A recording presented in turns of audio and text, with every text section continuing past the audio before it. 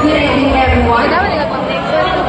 In this pageant, I stand as an advocate for human rights.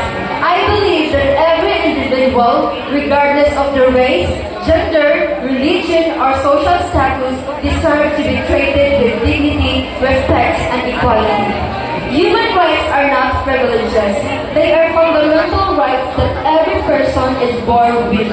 Yet, in many parts of the world, these rights are violated, and people suffer from discrimination, violence, and injustice. My advocacy is to champion human rights by promoting awareness, fostering understanding, and encouraging action. I aim to educate about others' rights and responsibilities. By championing human rights, we can create a world where everyone can live freely, safely, and equitably. Remember, every voice matters. And together we can have a difference. Let's stand for human rights today for a better tomorrow. Thank you. Thank you so much, Nelly. Number one.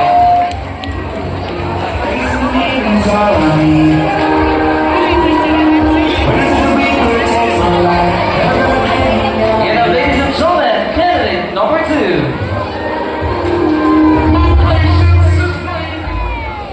Maayong gabi, Barangay Pasita. This is my advocacy is all about women's empowerment. In our society, women have been sidelined, their voices muted, their potential untapped. This is not just a loss for women, but a loss for just all. We half of the population is not given the opportunity to reach their full potential. We are lost out of their talents, their ideas, their innovation. Women's empowerment is more than just a catchphrase. It is a call to action. It is a call to ensure that every woman has the right decision that affect her life. The right to equal opportunities in education and discrimination. And the right to be free from violence and discrimination. And the right to be heard. I urge each one of you to join this advocacy. Stand up for women empowerment, not just because it is the right thing to do, but because it is the smart thing to do. Because when women rise, we all rise. Thank you. Thank you so much, candidate number two. Moving on to our next candidate, we have candidate number three.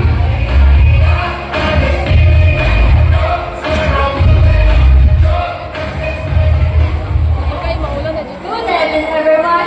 My advocacy is Central 7. It is to promote good mental health for everyone, especially to us the teenager, because most of today's issues include addiction, suicide, and depression. I want to advocate good mental health for everyone, because as a teenager is the future of our world. Thank you. Thank you so much, candidate number three. Ladies and gentlemen, candidate number four. Evening, everyone. As a candidate of Miss Pasita 2024,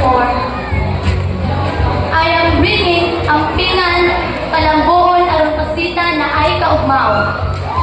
This advocacy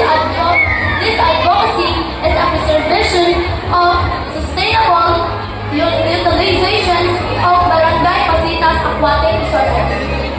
Growing up in Barangay Pasita's aquatic resources is a preservation and a good decision of life.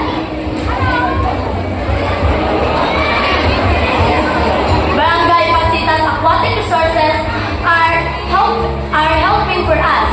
My father is 18 years being a fish pond worker or being called a barangay or being called as Bantay sa fish pond. I am proud of the product of Barangay Pasita's aquatic resources as they give a good benefit of our council. As something there right now in your front, I am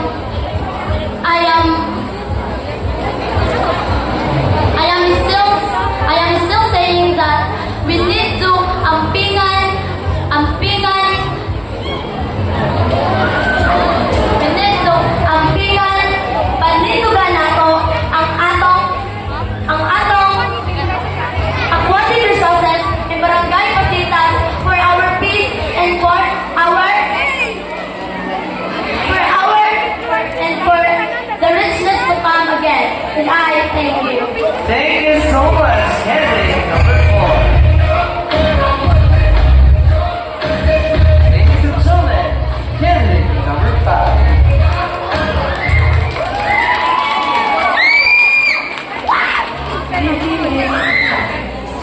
We young individuals are the key to the future. That's why we should be aware about teenage pregnancy. Teenage pregnancy has been a complex issue in our society. My advocacy aims to educate the young generations, raising awareness to its risks and consequences. Because I believe that we teenagers have the right to pursue our talents, our passions, without any burden of early parenthood. That's why I applied to organize a youth association influencing teenagers to showcase their talents in dancing, singing, and other sports. Remember, it is your mind, your creativity, and the talent that success. I thank you. Thank you so much, candidate number 5. Ladies and gentlemen, candidate number 6.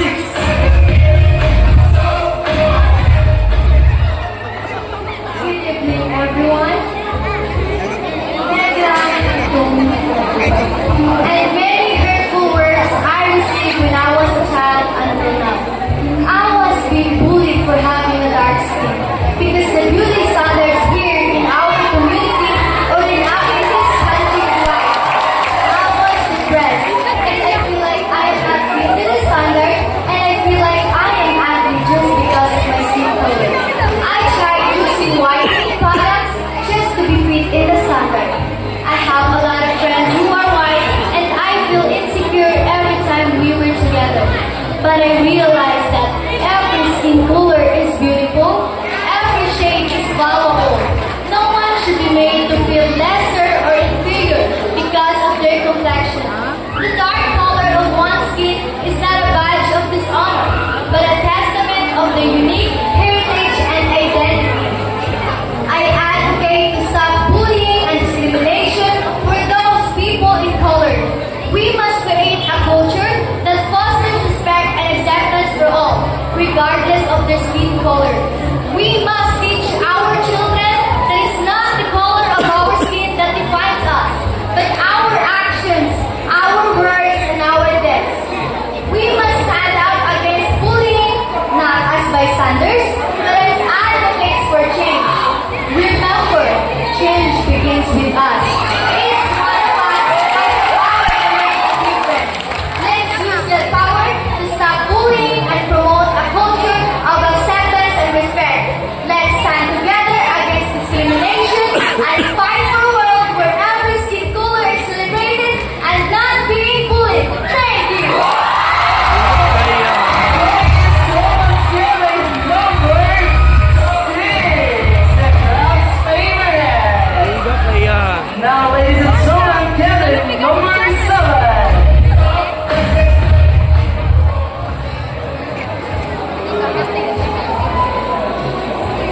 As a contestant in this pageant, I am passionate about addressing the pressing issue of poverty. Poverty is not just a lack of financial resources. It is a cycle that drags individuals and communities, depriving them of basic necessities and opportunities for a better life.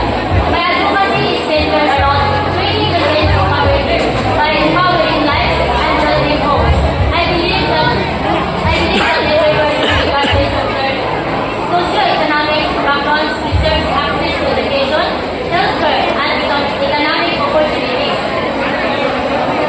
Let's break the chains of poverty by